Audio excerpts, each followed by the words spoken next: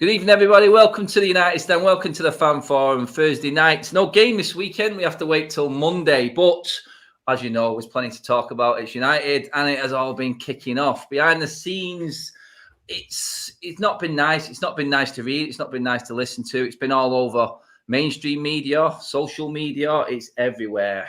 Me and Beth have covered a lot of it. Quick shout out to Beth.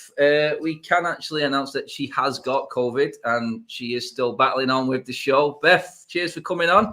Well done, Beth. Do you know what? Do you know what it is? What it is? I've been looking forward to it all day because I've got nothing to do. I'm just in my house and it's not that bad at the moment. So hopefully it'll stay like this and I'll just be able to. Yeah.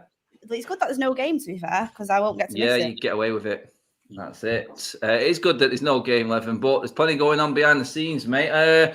Have you had a good week other than the football, mate? We'll get your opinion on what's going on in a minute, but how's your week been, pal? Yeah, my week's been all right. Obviously recovering.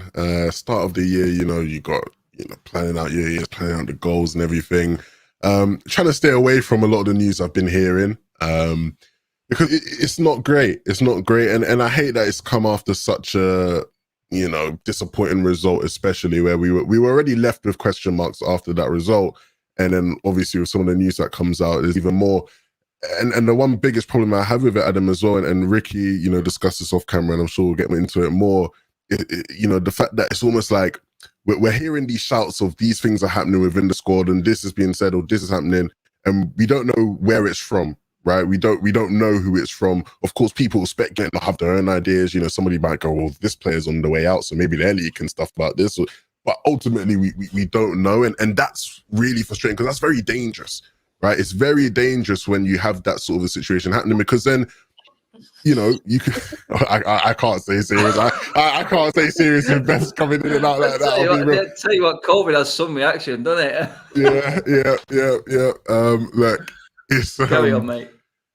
It's one of those things where it starts to get dangerous because then you can easily just sprinkle something in. Like, let's say, a report's come out and a journalist has come out and said, look, there are players in the camp who aren't happy with training right now. They think it's too hard, whatever. Let's say that is true and genuinely that's come from players.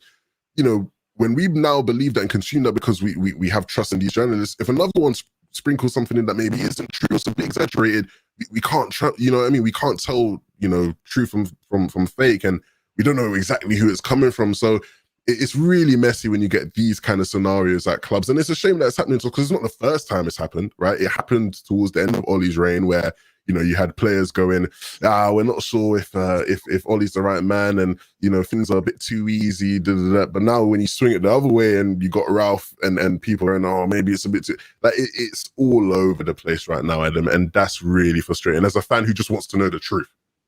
Yeah, that's it. We're never going to know the truth as fans. I think we find out afterwards all the time when it's already been said and done and everything's actually happened. I mean, Ricky, football side of it, can you see reasons why players would be upset and sort of leaking stuff out the way they are? I mean, can it get to a point within a football club, in your opinion, to where the players don't even want to talk to a manager, that they have to leak it out through family, agents, so-called people they may know in the media? I mean, how bad does it have to get for this to actually happen, mate? Have this football club lost complete control of the players? It's unbelievable that it's happened so quickly under a new manager. Yeah. I mean, up until, obviously, Jordan at Newcastle was a bad result, but then losing a home game. Look, they're the top side, Wolves. There's no two ways about it, and it's always tight. It's always one goal, one way or the other. But obviously, people are really kicking off about it, and it's like the new manager has not been given any time. He's not been given a chance, and now all this that's being said about the players that are leaking stuff, you're only gonna, I suppose, you'd have to assume if it's true, if there's any truth in it, that it's players that are not getting selected, people who are unhappy with the way the team's being run.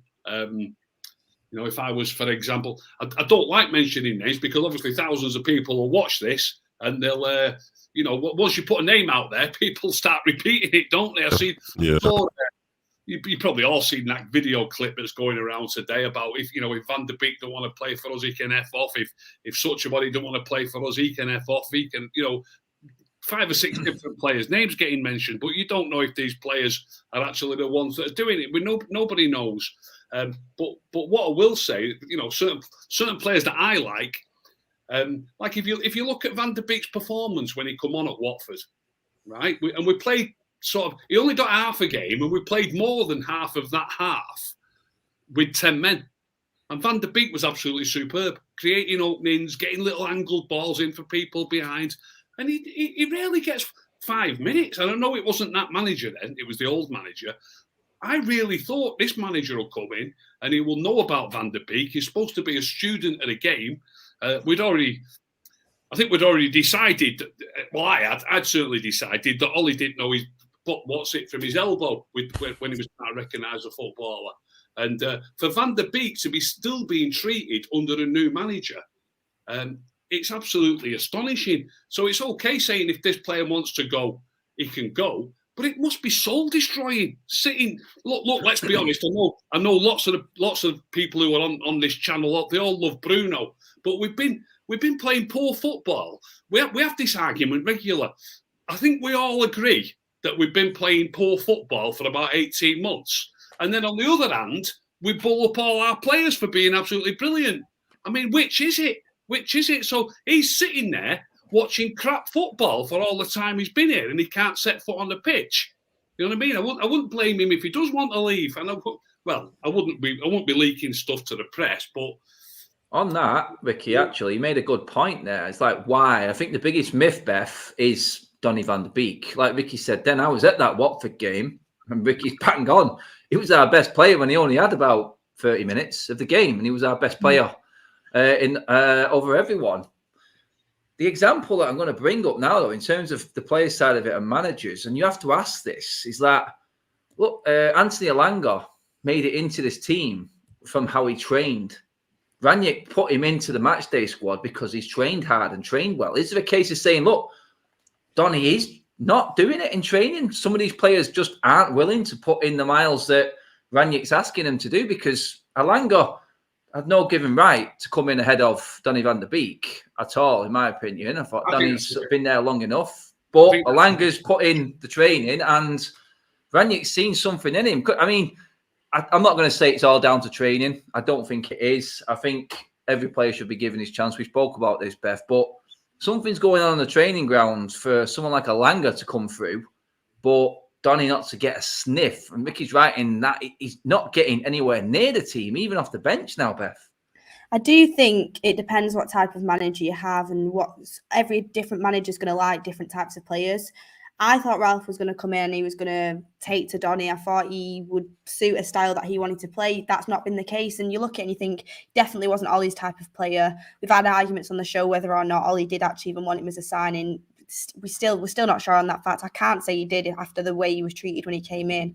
Then obviously Ralph came in. You thought he was going to see game time. He doesn't. You're right with the fact that Elanga, who's been nowhere really near the first team when Ollie was in charge, come straight in, got a few minutes off the bench, has been included and start part of the matchday squad, signed a new contract, seems like he's part of Ralph's plans.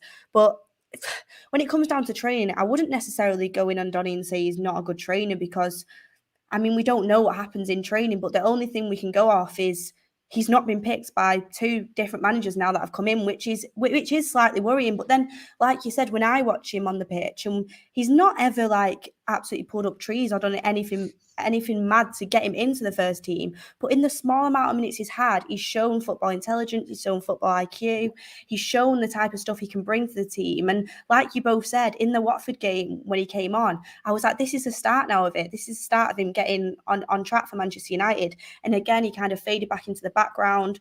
I'm not sure if it is to do with these cliques that Mark's been talking about on the shows. I'm not sure if it's to do with the fact Ralph just doesn't think he's good enough to play in the Premier League. He might prefer Scott McTominay and Matic over him. He might prefer a midfielder that is a little bit, I don't know, you could say more physical. But then when Donny's come on, he is, like, people forget he is 6 foot and he does put a good tackle in. Like, I'm really not sure it's going wrong for him. But like when we talk about, it's been said that Erik ten Hag might come to the club at the end of the season. He might be the next option for the new manager. I mean, I'm not going to say without a doubt, because you would think that Ralph would have picked him, but I would be sure that Donny would be part of Ten Hag's plans if he did come, and he would work his way into Ten Hag's system. So I do think it depends on the manager and what type of system they want to play. But at the same time, you've got to start asking questions if both of these managers haven't given him a sniff of game time whatsoever. I mean, Ricky, I'll start with you on this next bit, mate. I mean, it's easy to say this now, and I've heard a lot of pundits, heard a lot of ex-players say it now. It was always dangerous bringing in the interim manager. The players are looking at him. He's here for 6 months.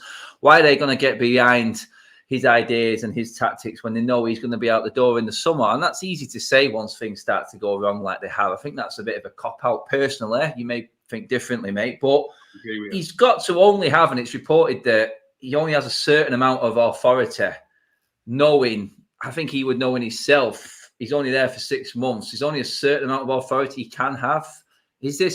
Could this be a reason why certain players aren't get given the same treatment as others, in your opinion? The authority thing, and him only being there for 6 months, first thing on that, I'd like to think that any footballer would still want to be in that first team and try and impress on the football pitch, but also in training. I think any player still wants to play. And even if you want out of the club, you still want to get game time to put yourself in the shop window. So, you know, if you're never ever going to get a kick, you're never going to get on the park. What sort of club's going to come in for you? You know, if you want to move, you want to move to a good club, don't you? So the thing about on the training ground, I'm not wearing it. It's too coincidental that all the same players who Ollie was picking are all the best trainers under Rangnick. It's just too coincidental. I'm not having it. Yeah, I mean, Levin, on that, I mean, the club are coming out saying that the reports are false. There's no mass unrest behind the scenes. This is brought out, and if you are going to try and quill an argument or a debate, you bring it out on mainstream media, i.e. TalkSport, Mr. Jim White. At the same time, you make an announcement regarding a new CEO and a hated figure at the football club in David. Don't get carried away. A hated figure at the club in Ed Woodward. I mean, if you are going to appease the fans in a way, it's announcing that this guy is no longer going to be at the club, mate. Is this sort of deflection tactics from the club? And why are TalkSport reporting that there is no unrest at Manchester United? Are United trying to cover this up? Well, yeah, I think any club would. You know, I think that's obviously going to be the first thing that they go to try and clean it up. And you know, the Ed Woodward thing is genius, right? You know, there's no better person to sort of throw under the bus when you need to get on side with people other than Ed Woodward, right? You know, they told us like basically a year earlier that he was going to be leaving his job just to try and calm people down after the Super League. So they know the power of saying, look, Ed Woodward was going to be gone. It's one of those things where, you know, when you look at the situation, it does start to become dangerous. Like I said earlier, I get why they'd want to, you know, calm that down, because the more it goes on, just, you know, the more people start questioning and maybe theory crafting themselves. You know, maybe, you know, you start seeing clips from games where somebody maybe looked at another player the wrong way and come out about him. It must have been him because he looked at him sideways, and, you know what I mean, you start to fairy tale land. So I get them trying to calm things down. I think the biggest concern for me, the biggest frustration to me in this whole thing, Adam, is the fact that when it comes to Rangnick and what he's coming to do and what he wants to do longer term and his involvement in the squad, you know, it's not like everything's almost like a guarantee. We still have questions. We still have things that need to be seen, but we can't move on to those things until we deal with just, you know, small little petulance like players being unhappy and players, you know, certain player unrest. I wish everybody would just sort of, you know, get behind him and just fight for their places in the squad, look to play for good football so we could actually see, because the reality is we all know Rangnick is intelligent. We all know that he's a good football coach. We know that he's going to have a great influence if he goes upstairs and he's allowed to do the things we know he can do that, you know, at other clubs. But when it comes to actually on the pitch, his game model, how he wants us to play, we're never really going to even be able to get a good idea of that and see that and figure out if that's actually even effective for us to win games. If we just have players playing like rubbish, players who are upset, players who don't, you know what I mean? Like, we need to clear out all of the dirt so we can actually figure out if what we're doing on the football pitch is going to be enough to try and get us to top 4 this season. I think that's what's become the end goal now. It feels hard saying after everything. before the season started. But you know, our eyes have to be set on that now. But we can't do that. We're just thinking, oh, what is there another league? Oh, what players don't want to go home in the dark? Oh, players, you know, are upset that their chairs got moved around in the canteen. Like, you know what I mean? We got to move past all this stuff. Yeah, I mean, Beth, it's if the football's good enough, no one's really bothered about what's going on going on behind the scenes. You know what I mean? If you're getting results, it's easy, isn't it? It's easy. I mean, if there was any unrest at Man City, no one would be bothered because they're playing great on the pitch. It just doesn't happen that this is all happening at once, Beth, does it? I mean, the reports keep coming out. We're getting leaks daily, it seems now. And you've got to think behind the scenes, like Ricky said it off cam, we don't know who it is. We're never going to know who it is that's leaking it. But it's the fact that it's so many different sources. That's why it's probably grinding on the fans as well. But because it's coming from absolutely every mainstream media, journalist, everything. And it's not going to help Ralph. He's got a lot of mess to deal with already. And this is just going to add to the pressure and what he does in his next game now. Because like you said, no game week this week. We're not playing till next week, Monday again.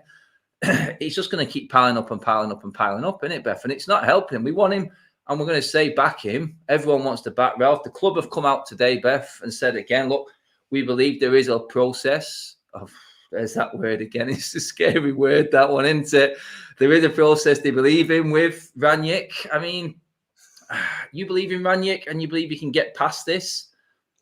I mean, it's a tough situation because Manchester United says there's a process. I mean, how long is the process from Ollie still going on? There was a rebuild meant to be going on there. Now, as we were talking about on the other show, it looks like we need a completely new, different rebuild. I mean, if these leaks are anywhere near true, or I mean, a lot of players need to be shifted out of that club, and we spoke about it on the other show as well. It only takes a few people with the wrong mentality and a negative mindset to start spreading this negativity over everybody else and causing rift everywhere. And certain leaks that are coming out where it's like the players aren't happy they weren't consulted. Just people close to Jesse Lingard think he deserves a chance in the first team and that Mason Green was too greedy. I mean, these type of leaks they're so negative when it comes to team togetherness, team mentality. And I was looking back on Twitter at a clip a few months ago where David De Gea saved that penalty and everyone came running onto the pitch. It really looked like there was a togetherness within the team. But I would appreciate the fact that they might be frustrated with how the coaching is going now. If we had some fantastic coaching before and they were winning game by game, very strong results, playing good football. But the truth of the matter is, none of us can remember the last time we played really good football consistently. These players, a lot of them that have been there for quite a while now, have been consistently inconsistent and consistently poor as well. So you were playing poor football before, you're playing poor football now, and yet there was excuses before. And there's still excuses now, and none of them are quick to come out and blame themselves. Apart from at the end of Ollie's tenure, then players like Bruno stepped up and said in front of the crowd, yes, it is the players as well. But we'll move on to Ralph's era, and suddenly the coaching staff isn't good enough. They're not happy with the tactics. He's been here for less than a month, or just a month. I'm not sure. If I had a manager and I was a professional football player and I wanted to turn things around, I wanted to prove that this team can go on and win stuff. We're not as bad as we've been over the last few months. I really want to turn this around. If I had that winning mentality and a coach like Ralph Rangnick come in who had this experience in the past, I would listen to what he wanted me to do. Every training session, I'd go in and I'd work so hard from the minute I got there to the minute I got back. If it wasn't going well straight away, you trust the process, you carry on, and you work together as a team to get through it. You don't start leaking stuff out to save your own face. You don't start leaking stuff out because it's too hard. You want to get a new manager in. I just think it's a big cop-out if there is things being leaked. And it seems like there's not many characters there, if it is true, that actually have what it takes to be a top player for Manchester United and go on and win stuff. Because people that are too quick to leak stuff out now, it'd be a very, very hard job for Rangnick to turn things around and get these players back on track. Because, I mean, we've seen it time and time again. The blame game, the mentality is not there. Semi-finals, not managing to go on and win it. The winning mentality in a lot of these players, sadly, from what I've seen, I don't want to just say it, but from what I've seen, it's not there. And going out and leaking stuff when the going gets tough again, it really does show a lack of backbone for me personally. I mean, Ricky, is there a case for agreeing with what Roy Keane said? Everyone keeps quoting it back. I know you like the punditry side of things that are straight to the point. Keane is a straight talker. I know you like Souness as well, and the way he sort of looks at games and how he answers questions. It's a simple case for just saying, look, he was right all along. It's that a leopard never changes its spots. These players, a lot of them still there from when Jose was there, Ricky. I mean, I looked at it the other day. I mean, there's 2 players in our squad in David De Gea and Phil Jones who've had 7 managers at Manchester United. Now, that's a scary thought on its own. But there is a case here to say, look, Roy Keane's probably right. They're literally down in tools and trying to find the next and easiest target to blame for their inadequacies and their failures, Ricky. They might be looking for people to blame for their inadequacies and their failures. I agree with that. I'm not sure. Look, you know my opinion about certain players that everybody rates, and I don't particularly rate them. What I don't think anyone's rating anyone at the moment. It's not. Well, that's only now. I've been saying it about one player for about 3 years, another player for 18 months that everybody raves about, or we were raving about up to 6 months ago. And when Keane said that they threw Solskjaer under the bus and they'll throw this manager under the bus. No, he actually said they threw Mourinho under the bus and they said they will throw Solskjaer under the bus. He's inferring by that they're not going to try. Like you just said, you just used the phrase down in tools. I don't believe it is that they're not going to try. I honestly believe that the players are just not as good as people think they are. We've got too many players who are substandard. I might be naive. Just let me finish 1 sec, Beth. I might be naive, but I would love to think that the footballer never goes out on the pitch and doesn't try his best. Sometimes I used to play a lot of football. I played in only amateur football, but certain games are bigger than others, even in amateur football. And sometimes your adrenaline is there. It's like when United play a big game, sometimes they do well against City. I know that's not been happening just recently, but with a poorer team than City, we've beaten them 2 or 3 times. Your adrenaline raises, and it's not something that you can switch on. It's not a tap that you can switch on and off. So there will be games where you will play better than you normally play, and you are lifted by the size of the game. This happens. It happens, like I say, it happened at the level of football that I played. You play one game 1 week against a really good team, manage to beat them, and you think, wow, what a great game. The following week, you play a team you expect to beat 4-0 and you draw with them or something. So that, I'm sure that must happen in professional football. So they do raise the game at times, but when it looks like they're not trying, or you think they're not trying, 2 things are happening. First of all, the team that they're playing against, because this is Manchester United, we all know this, the team that they're playing against have raised their game, but we've not got the capability just to switch it on. Well, we're not playing Manchester City today, we're playing Norwich. Let's get excited about playing Norwich. Now, when we used to have great players, the likes of Keane and Scholes, they could pass these teams to death. They could pass them to death. Now, it's all about effort, and raising your game, no disrespect to Norwich, but raising your game to play against certain teams, it just isn't going to happen for you. Go on, Beth.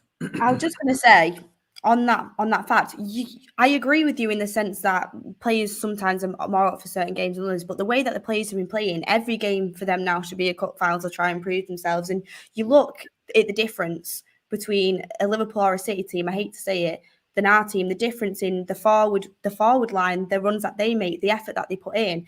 I don't know if it's because they're purposely not trying or they've just not been able to take the instructions on board, one of the two. I agree with you that a lot of the players are definitely not as standard as we need, but also the effort as well. When you look at it compared to top teams, there is a difference. Yeah, I believe... Sorry, go on, Levin. Say what you say, mate. I was just going to say, that's the one thing that really has frustrated me over the past sort of couple of months, even under Ollie, right, where it was like, you watch us and you watch other teams. And one of the biggest difference to me, forget the actual system, forget, what teams are actually trying to do in position and out of position. A lot of the times, right, just something as basic as just getting passes right. It's been something that's been so important. And when you're a footballer, especially at the highest level, technically certain things just have to be there, right? Like a manager can set you up tactically to be in the best possible position to beat another team, right? And that's what a manager's job and goal is.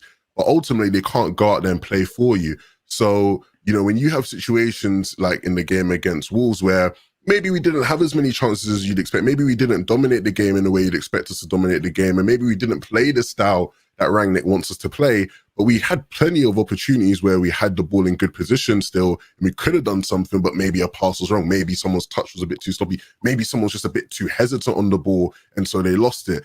These are things that, you know, you don't want to have to do. Like, I feel bad for Rangnick because, you know, as a manager, you know, how do you almost deal with that? You know, it must always be patronizing in training if you're having to tell players who are making silly money, and I hate to bring up money sometimes, but it's like some of these players are making silly money, and it's like, do you have to tell somebody, hey, yo, you know, your pass was a bit off there, just keep, you know, make sure you're not overcooking a pass. Like, that's an awful situation to be in if you're a manager, and that's one of the things I don't get. That's the one thing that frustrates me the most, because I watch other teams and, you know, the passing is crisp. It's like there's rarely mistakes and just someone maybe hitting a pass too hard or whatever. Even teams lower down the league than us. So I just don't get. Even as a manager, what do you do there? Do you have to tell some of these players? Yeah, you can't. Better. You said it there, Levin, mate. You can't tell. You can't say Harry Maguire can blame the coaching and the setup when he can't pass a ball 10 yards. You can't. You as a coach, you cannot say to that player, "Look, I'm going to take you aside now and teach you how to pass." Oh my God, if that is the case, then I give up completely. These players have natural ability, and passing is the simplest thing in the world, in my opinion. I thought passing was easy when I played. I thought that was the basics. That's what I thought. You pass, you move. It's quite simple. But we're not getting basic things right at the moment. And that isn't always down to coaching. That is down to the player himself on the pitch. And that's why I bring the mentality into it all of a sudden. And then what I didn't like was the fact that we had equal amount of possession as Wolves. We couldn't do as much as Wolves did. All I seen was they just worked harder at their system than what we did. And then the excuses came afterwards because the result didn't go right. I didn't like that, the way it came out. And that's basically, it's like an excuse as to why. Whereas Rangnick came out and said, look, Wolves were the best team we've played so far. And the players are like, whereas Ollie would have come out, in my opinion, and just tried to back the players, cover it up a little bit. Rangnick came straight out and went, this was the best team we played, and they were better than us. And individually, on paper, they're probably not better than us, but they worked harder than us, and they worked on their system and trusted their system and their manager more than what we did. And that was quite clear and obvious, in my opinion. But, I mean, Ricky, I'll come to you next on this one, mate.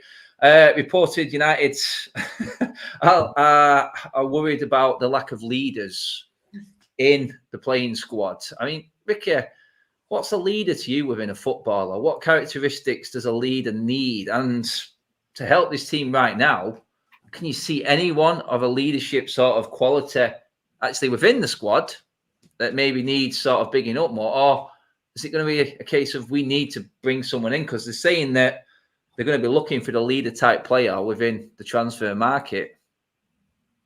Different types of leaders, isn't there? What's best for us? What's best for us right now, then, do you reckon, mate? Probably a Tino or a Robbo. I mean, I remember going, you know, Tino or Robbo, you know, roll your sleeves up, do what I say, do what I do. You know what I mean? Get stuck in like I do. And if you don't give the 100% that I'm giving, you're going to get a right rollicking, if not more. So, yeah, a Keno or a Robbo. But at a certain, we've had a captain in the past, well before your time, Beth, and probably before me. I'm younger than Beth. Levin's a year younger than me, can you believe? Martin Buchan, calm, controlled, just a great footballer, spoke to his teammates on the pitch in a calm, controlled manner. So a different type of captain who was a fantastic footballer, and people respected him because he was that good. And we haven't got somebody who's as good as any of those players, Martin Buchan, Roy Keane or Brian Robson. We haven't got a single player anywhere near that level. Do you know it's also really difficult? Because, like, ultimately, I think there's two things. One, those kind of leaders, especially like in the mode of like a Keno, right? You know, one, that's not as common anymore. And there's questions to be had about how players in the modern game respond to that kind of leadership. Of course, there are other types of leadership. The other biggest problem is that ultimately as well, you almost can't bring in someone to be that You can't really bring in someone to be that. That has to be someone who it's almost they're made there at the team, and there's someone who anybody coming in goes, wow, he's been around for a while, and he's just constantly just been the epitome of what it means to be this kind of a player at this club. And you can't, like, the closest thing you actually can get to bringing in someone who is like a leader would have been Ronaldo, right? In terms of you just have someone who everybody respects, someone who's won it all. And that's the best case scenario. If you want to bring in someone that's going to be a leader, that's probably the best case scenario you're going to get. And we've already done that. And what we still need more leaders. We just haven't really, sort of profiled and picked up along the years the kind of players who can develop into that, right? Because ultimately, that's another important thing, right? I always find a way to try bring in Football Manager because I love Football Manager and I play it non-stop. When I'm playing Football Manager, in my spare time, wasting time away, I'm looking at the personality of my players, right? I'm looking at the personality thinking, you know what? If I'm picking between two, I might go, you know what? He's the model citizen. He's just balanced. I might go, take the model citizen, right? But like, again, over the years, right, we've taken way too many people in who aren't the model citizens. We've taken in way too many people who are just balanced, lighthearted, fairly sporting or whatever it is. Do you know what I mean? And that's hurt us now because now we're looking around our squad going, right, who are the leaders? And maybe some of the leaders who you could argue they could be that, a lot of them probably just aren't even like in the, maybe what matter? He's been around a long time, but he's not getting in the team. So what effect can he really have on the pitch? It doesn't exist there. Do you know what I mean? So we've not done ourselves any favors. You can't just buy someone to come and be that kind of person. I mean, Beth, do you agree on that you can't go out and get a leader from the transfer market? The club is saying they're looking for the leader type characters. It's like Ricky made a point there. Levin made a great point there. It's like, who is good enough to come in and deal with this lot? Because let's not forget, you've got World Cup winners, Champions League winners, multiple Champions League winners. They've won everything in the game here. And you would sort of look at that and go, is that not a leader? I mean, what is a leader, Beth? To be fair to Solskjaer, I think he brought in Bruno, who's a leader. He brought Varane in, who's a leader, and Ronaldo as well, who is a leader. And do you know what? For me, when Ronaldo came back to the club, I think this is just my personal opinion. People might not agree, but I think he should have been captain, because when Ronaldo comes back to the club, like Levin was saying, everyone respects him. Everyone's going to listen to him. It's an overall consensus that everyone knows he has won the most at the football club. He's one of the best footballers that there's been, and he's a top leader as well. So he gains the respect. Everyone listens to him. When he comes in, and then you've got, no disrespect to Harry Maguire, but Harry Maguire, who is still going to be captain, trying to boss Ronaldo around, tell Ronaldo what to do. It just, people, you've seen the clips of Rashford turning around to Maguire and being like, what are you telling me what to do? There's just not the same respect level there. There needs to be a captain that everyone can go up to, everyone can rely on, and that everybody respects. For me, on the pitch, it doesn't seem that way. And especially with the performances as of late that Maguire's been putting in week by week, if I was a player on that pitch and I was watching my captain just putting in poor performances, I'd be like, what? Who are you to tell me what to do? Like, it should be the person that holds the most authority and people respect the most, and who has the right to tell people what to do. And for me, it should have been him. And I think that's a massive part of what is going wrong. I feel like I don't know, because we're not behind the scenes, but I don't think there is that one leader that everyone can kind of go to, look up to and respect. What the thing under Ollie was, we've got numerous leaders in our squad. We've got numerous people, and that's all well and good, but there should be that person that's going to tell you that you don't want to disappoint every single match. And I don't think we've got that. It's like, it's as well, like, I don't want to bring them up again, but you look at Henderson, you look at Diaz, these are good captains. You look at Maguire, it's just not the same thing, and you wonder why it is different. Do you know what I mean? Yeah. You look at their players, but technically better than us. Look at their captain, miles above when it comes to leadership qualities, and then you wonder why we're not at the top. There's a lot of different reasons.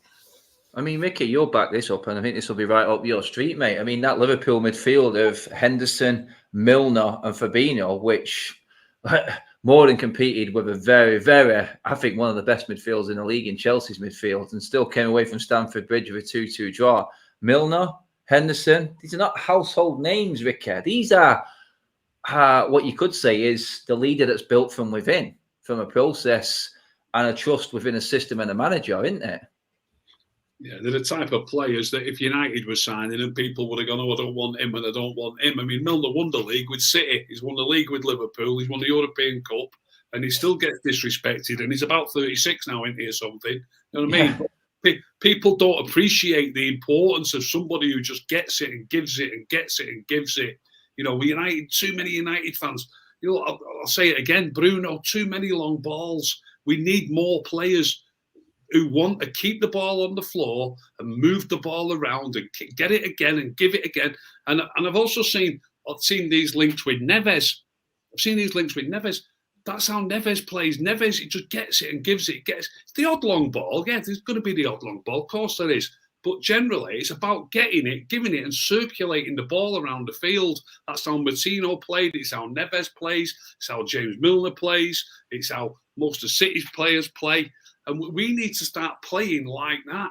Van der Beek. We need to bring in more Portuguese players then, mate. Yeah. Yeah, possibly. I don't know. But, you know, I mentioned Van der Beek before not getting game time.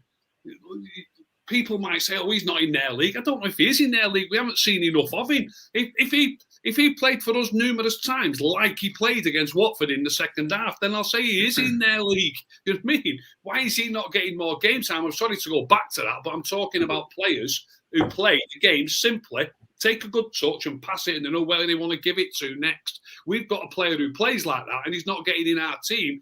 If he was playing for Liverpool or City, he'd probably get more game time for them than he's getting for us. I'm banging my head against the wall. Yeah, I mean, you need technicians around the pitch. You know what I mean? You need people who take care of the ball well. Who complement each other as well. Yeah. I mean, how many times have we changed our midfield this season? I mean, I've seen them all. This season. I've seen Pogba next to Fred. I've seen Matic next to Fred. I've seen Matic and I've seen absolutely every combination. There's no stability in our midfield, which is key. I think you do need to figure out who your best is, and maybe that's why people need to trust in Ralph and give him time to get his players in, because it does look like I think he's completely undecided on any of our midfielders in this team. It'll be interesting when Pogba comes back. My God. That's like throwing a line into the tiger pit, innit, in terms of what's going on right now. I mean, Levin, I'll get your thoughts on. We're talking about leaders. A leader is someone who I think would come out and speak on camera and just say it as it is. I mean, Ralph did it. I brought that up there. But Luke Shaw was another one, basically saying, look, a lot of us just weren't completely with it. We weren't at where we needed to be as a team together. I mean, how do you reckon the rest of the players, going off what you've heard this week, would have taken that? Because he pretty much is going in on the rest of his team there and saying we weren't all there. I mean, that for me is like someone who does his job on the pitch. And Luke Shaw hasn't been in great form, but I didn't think he was bad the last couple of games, mate. And for me, someone coming out and saying that, and Luke Shaw's done this a couple of times now as well. He has. I mean, how do you reckon the rest of the squad are actually taking that? I mean, how would you react if one of your teammates went on live TV and said that? I mean, he's sort of poking the hornet's nest a little bit there, as such, isn't he, as well, mate? Yeah, well, I think a lot of that would depend on who I am in the team. Am I one of the players who also had a nightmare technically, and I was letting go of the ball all over the place? Maybe I'd be like, you know, I got to put my head down. Yeah, he's got a point there. If I was one of the players who maybe wasn't, if I was one of the players who was on the bench and I'm not getting a chance and I know I could do better, I'd be going, hey, you might got to step up in it. Like, you man ain't been good enough. I don't know, man. It's the Luke Shaw thing is one of the ones where he was one of those players as well who technically wasn't on it, right?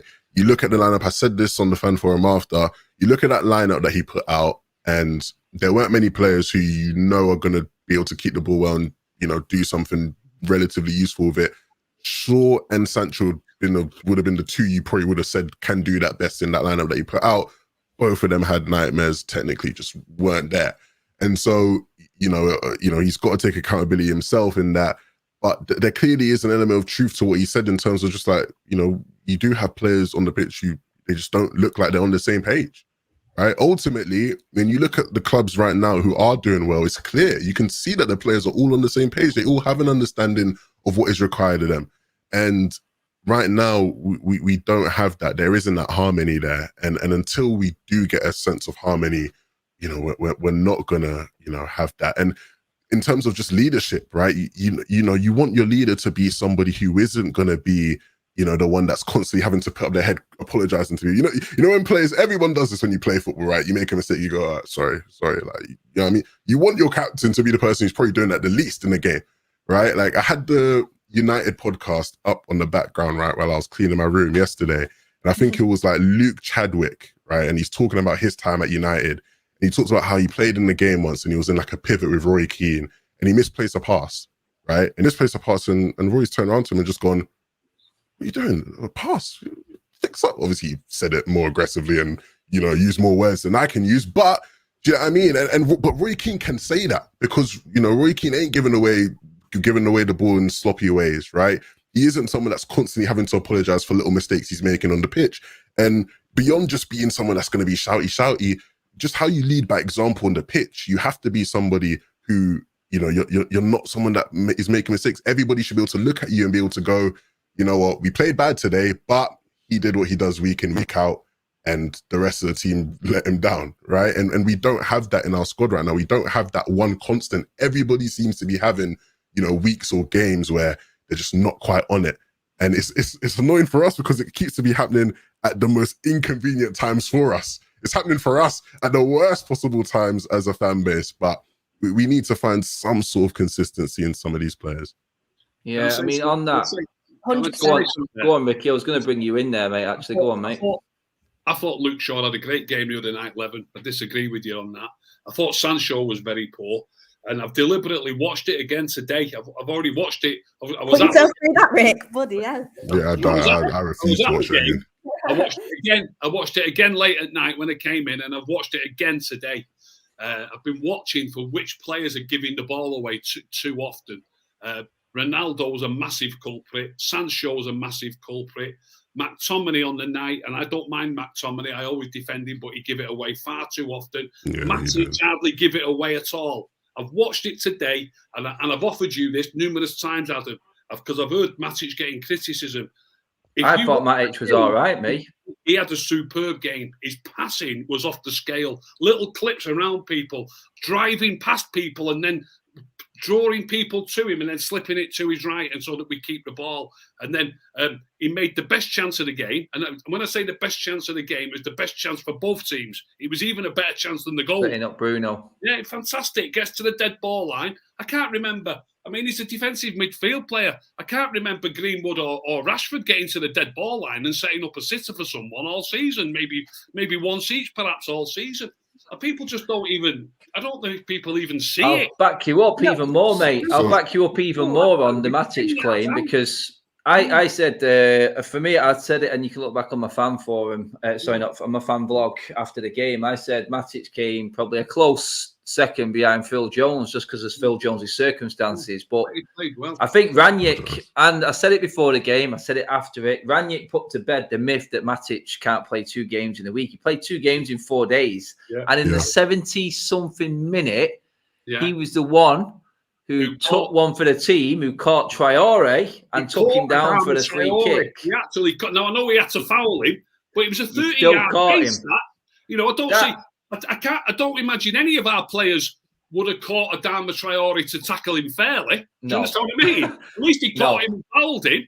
You know what I mean? Yes. Is that leadership quality right there, Beth? I think it is. I think Matic is on his day one of the, if not probably he is the best defensive midfielder, and I think he has very good ability.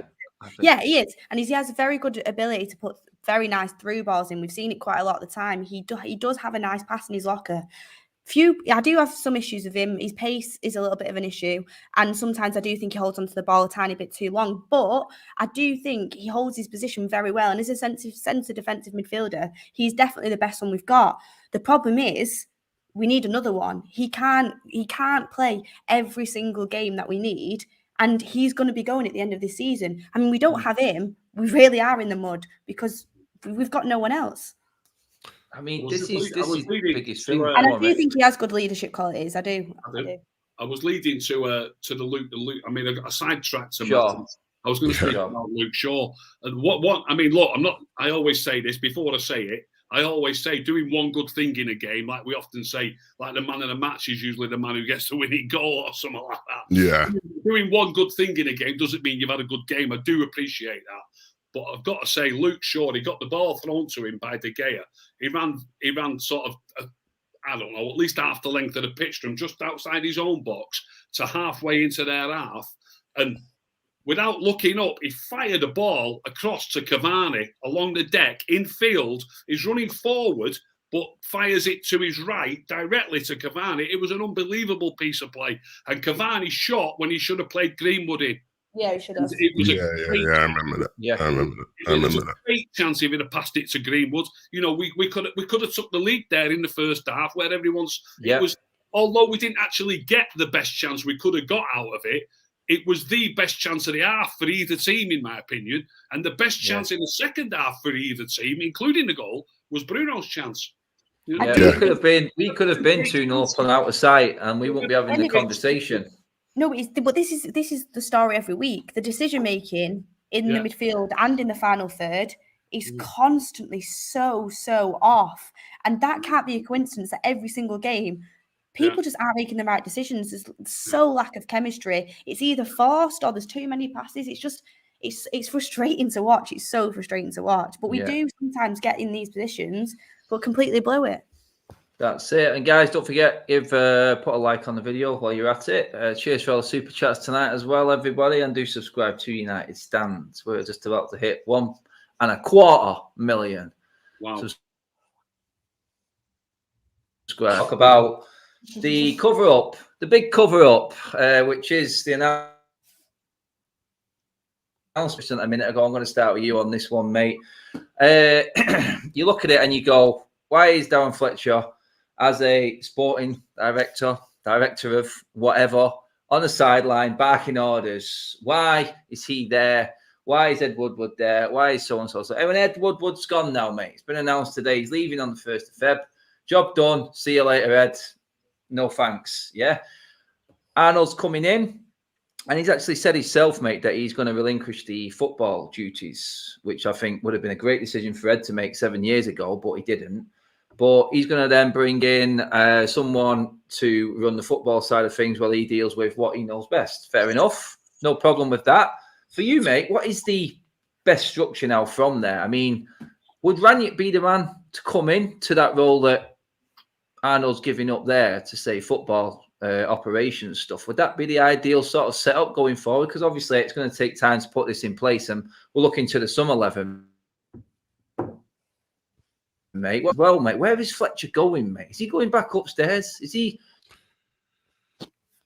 Is Adam coming out for me? Or now? Just, Yeah. Okay. I thought it was just me. I thought my internet was bugging out again. Me as well, yeah. But he was speaking to you, Levin. Yeah. Okay, cool. Yeah, am I there? Am I back in the room or not? You're back in. Yeah, you're back. You were just in and out a bit, but it's fine. Sorry, when it comes to that setup, look, I want to say I said this as well a while ago, because there was a report, like even like last year, I think when we still had Ollie, that Richard Arnold apparently was more open to delegation, and I did say, like, if that's true, that's going to be very important, because, you know, that's one area where we've gone wrong, right? You know, when you have Ed Woodward, who, you know, isn't a football person in charge of making football decisions, you know, I can at least have a bit of respect for Arnold and saying, look, I'll leave the people who do know more about football to me to make those decisions. Now, hopefully he leaves that in good hands. And, you know, of course, Rangnick, I think, is going to be the first person who we all go to and say, look, hopefully he is that person. And I do think there's going to be an element of that. I think the big thing is, though, is Murta and his involvement and his role, because we know Murta has a big respect for Ralph, and, you know, he went to visit Ralph in Germany and studied what he does and was there with them and whatnot in 2019. So we know there's obviously a big respect and understanding there, and I think that probably is going to be, you know, what we have to deal with moving forward. I had a theory that I don't particularly think that, like, the club wants to employ Rangnick to just be like the sporting director, the person that's at the head of that, but they very much want Rangnick to help Murta become that guy with the influence of Rangnick. And I think that's probably what they want to do long term. When it comes to Fletcher, yeah, I've said it multiple times. I don't know whether Fletcher, I've never seen a technical director as involved in like coaching as Fletcher. And to be honest, like, I know a lot of people don't like it. Like, a lot of people have their, like, you know, frustrations about it. Ultimately, like, the one thing I'd always say to people is, if Rangnick, we all trust that Rangnick understands football well, right? You know, we've all been impressed by how he speaks and whatnot. Ultimately, if Darren Fletcher was talking rubbish in Rangnick's ear, he would stop allowing it, like he wouldn't be listening to him. Do you know what I mean? So ultimately, whether we like it or not, clearly Rangnick likes what Fletcher has to say. Like he does. He likes what Fletcher has to say. And so hopefully we just get more clarity on what Fletcher is, because is he going to be a coach? Is he going to be the technical director? You know, the technical director's job in part, I think traditionally, is to be the link between, you know, the coaching setup and higher up in other areas of the football, you know, development bit or whatever. But yeah, the Fletcher thing is weird because he is more like a coach / assistant manager than he is a technical director, in our eyes at least. So yeah, I think that's how a lot of fans are looking at it, Beth, and getting frustrated with it all. It's like, what is he doing? You make an announcement saying he's going to be the first sporting director or director of football, whatever you want to title it. We made this announcement and saying United moving in for the first time. It was all over the website. We all seen it. And he's gone downstairs. Totally get what Levin says there with Murto going in with Rangnick, studying what he was all about, and knowing that I'm guessing Murto was part of the negotiation deal for Rangnick to go upstairs as well, Beth. I mean, I see that. I can see how that works. I really do. I suppose then you've got to look at it and go, how much of a say are Rangnick, sort of Fletcher, going to have when it comes to the manager in the summer as well, Beth? The only thing, I mean, I'm not one of them people that gets really annoyed about the fact that Darren Fletcher's on the sidelines. I do understand the point where there's that point that was made that apparently in the game they were both kind of saying opposite instructions to the players. That is where it gets like, come on now, guys. Like, that is seriously confusing. But for me, I'm sure, I mean, you never know because it's Manchester United, but I wouldn't think that Darren Fletcher would be there if he wasn't allowed to be there by the manager, as in Ralph. I just couldn't see that being the case. But if that is the case, then that's something that's seriously worrying. We don't know what Darren Fletcher is doing. He could be having a positive impact. We're not too sure. But I do understand that point that people make, that where is his credentials? Where is his CV? Like, why can't we get someone better in to do the job that he's currently doing? Because he's not doing the technical director's job, because what he's doing right now is a very different job. It looks like he's doing kind of assistant coach work in some aspects, the way you see him on the sideline. So for me, if there is going to be someone on the sideline shouting orders to the players, it should be someone with a higher CV and someone who's a lot more experienced and has the know-how and can complement Rangnick. It shouldn't be a technical director we employed where his job's upstairs and he's not really done anything substantial when it comes to coaching. So I understand that issue, but for me, it's probably not one of the main issues at Manchester United. I think there's a lot more issues that we've got. I don't think Mike Phelan should still be there. Like, what does he do? There's other things. We've not completely shifted onto the page of a new chapter. I think that's a massive problem when it comes to kind of disagreements possibly in the dressing room. It's not completely whole new staff. And like we've covered on shows before, if this was a new manager like Conte coming in or a manager like that, he would not keep around staff that all he had. It would completely fresh eyes, completely fresh chapter. And I think that is what needs to be done. And I hope that is what happens when the manager comes in at the end of the season, because with this squad, I mean, it's a lot of mixed messages. It's a lot of mixed emotions from past and from present. It's time to move on now. And I think Darren Fletcher should, at the end of the season, go back upstairs to his technical director job, and the new coach should have fresh coaching staff, fresh staff in, and it should all completely move on. The players can move on into a different thing, because it just keeps getting confused. It gets mixed up when you've got old staff there and new staff there as well. It needs to be a completely fresh start, and that includes new players as well, and old players that aren't up for it anymore to leave the club. Yeah, I mean, Ricky, does it annoy you that United haven't gone for best in class in this area, management, sort of sporting director sort of thing? I mean, I still believe that we completely missed the boat with Conte. I really do. How an elite manager at the top of his game is there and available, and we didn't go for him. I think we still missed the boat. That was my manager from the start. I mean, does it annoy you that we are sort of just on the cusp, and the Glazers come out and they make these statements, Ricky, about wanting the main priority to be success on the pitch, but we don't make the moves off the pitch to sort of make that happen. I mean, we aren't an elite club if we're not going for the best in class, are we? Not going for Conte, and not. It was just so obvious it was going so badly wrong for Ollie, and they just stuck it out an extra few weeks. It cost them the chance of getting Conte. Conte went to Spurs, didn't he? Within, I don't know, the last 3 or 4 weeks that Ollie was in charge. that was an absolute disaster. That, I mean, I know he got beat last night, but he's made a good start at Spurs. Excuse me. So, you know, fingers crossed. Hopefully, I know we keep saying this. Hopefully, we've got a better squad than Spurs, but I'm not convinced because some of the players are not as good as people think they are. But hopefully, he'll do an even better job with us. But on this subject of technical director, I don't know what power a technical director wields, and we're talking about Rangnick moving upstairs. But if I was the technical director now, I'd be going to Rangnick and I'd be saying, look, Ralph, you've got two of the supposed best strikers who have ever lived. You know, the amount of goals Ronaldo has scored. If Ronaldo and Messi hadn't scored the goals that they've scored, people would be talking about Cavani now, like they talk about Ronaldo. He's scored leading hundreds and hundreds of goals, hasn't he? So we've got two top strikers, and we've got a left-footed right winger who can't cross it with his right, and we've got a right-footed left winger at the minute who can't cross it with his left. Switch your wingers.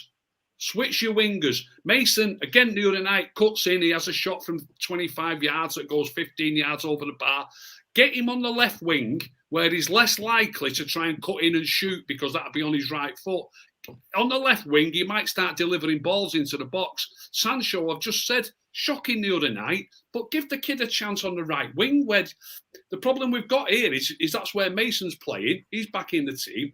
I'd be saying to him, if a technical director's got this power, I'd be saying to him, get Sancho on the right wing, get Greenwood on the left wing, get some balls delivered into the box, give Ronaldo and Cavani a chance. And while you're at it, get Dalot at right back. He might not be quite as good a tackler as Wan-Bissaka, but his passing's better. His delivery into the box is better. So with his passing being better, Sancho is going to get more opportunity to get good balls into the box as well. Try and get Dalot and Sancho working together and getting some sort of partnership going, getting balls across the box from right-footed players from the right wing. Agree. Yeah. I'll back up the Dalot show. I don't want him as technical director after he finishes. Yeah, I'll back up the Dalot show because he pocketed Wilfried Zaha against Crystal Palace. So his defensive capabilities are there. Zaha is touted as one of the trickiest wingers going. But Ricky, I love how you switched the upstairs to tactical on the pitch there. Only you can do that, mate, and I love you for it, as always. Well, that's what I'm saying. If he's going to move upstairs, I want him to understand the game. There's no point in doing it wrong and then giving him the job of being technical director. Do you know what I mean? I think the sporting director, has a massive, massive role to play because not only do they sort of find the players, they sort of speak with the manager. They coincide with the manager. They sort out loan deals for clubs that suit our youth players and players on the fringes that are going to do the same and play the same style of football. It's like I looked at Ethan Laird's loan move to Bournemouth today. I thought, finally, that looks like a sensible loan move for a very, very good, promising player on a team on the up, on the cusp of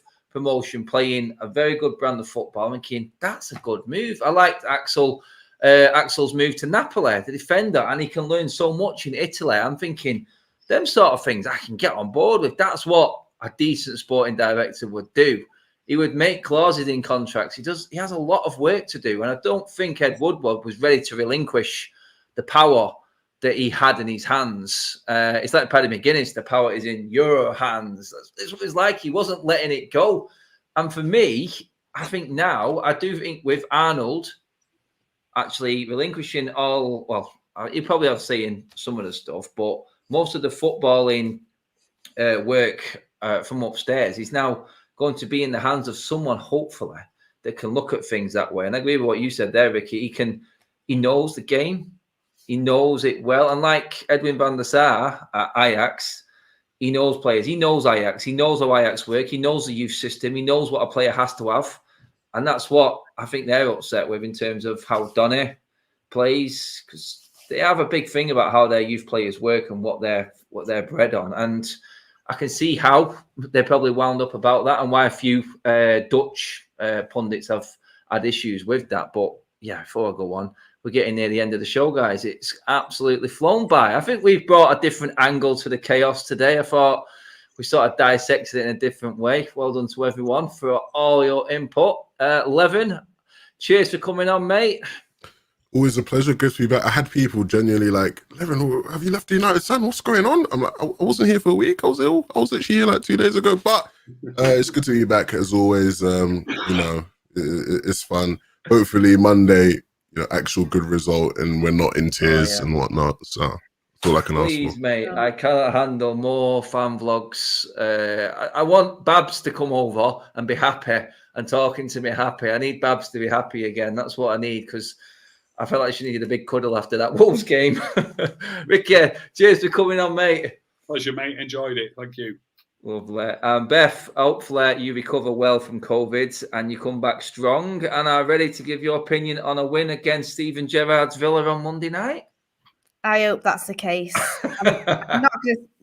I'll just say I hope that's the case, and we'll leave it there. But thank you, obviously, for everyone in the chat as well. And yeah, I'll be on soon because I'm stuck in my house, so we'll see. Yeah, that's it. She's probably going to see more now, Beth, because she can't go anywhere. She's stuck there. Beth was actually, for the first time I've known, the first on the show ready to go tonight, guys. This was the first time Beth was on before everybody else. Crazy what COVID can do. COVID works in many ways. But what it does do is keep you stuck in your house with nothing else to do. Yes, that is it, guys. Make sure you stay safe out there. Obviously, no football for us this weekend, but Monday night, hopefully, I'll see you all outside, giving your opinions again. Hopefully, you can all come over and have a shout on United Stand, get a fan vlog on as well. But for now, guys, give the video a like as always, share video, and subscribe to the United Stand. Good night to everybody. Enjoy the rest of the week. Have a great weekend. Bye.